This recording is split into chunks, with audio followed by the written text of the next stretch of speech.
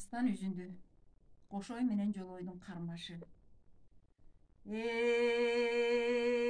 Алышмак болгон этидө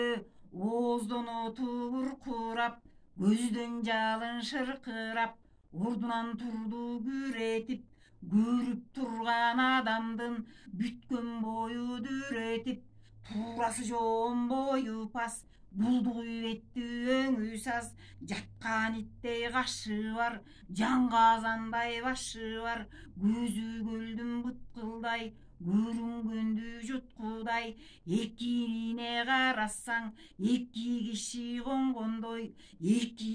бетин карасаң, эки даңгыт тойгондой, балтыры күз белиндей, ооздон чыккан илеби, улуу белдин желиндей, төш жагына карасаң, дөбөлү тоонун керидей, ар мүчөсү жолойдун ачыккан көк жал бөрүдөй, эктемчектин эттери эки жашар баладай, чакмак эти чанаштай, көбүк эти көнөктөй, кол мүчөсүн карасаң, эскирген чынар теректей, булчуңулуура санындай, колуна тийген адамзат калбайт го дейм тирүүдөй.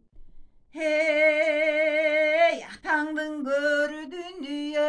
мын ошондо шерденип, күчүң болсо карма деп, кошой сунду билегин, касиеттүү эр кошой, бир тартуу менен жолойдон булкуп сууруп алганы, кол терисин шыпырып, жолой алып калганы,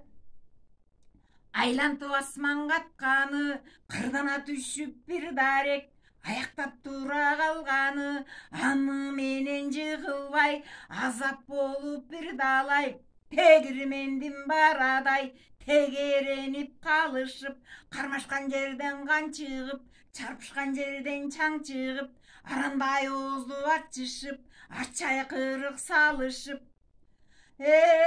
Атаңдын көрү дүнүйө,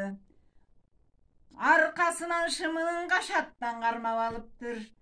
Дөдөй кошой балбанды анан көтөрүп жерге чапты.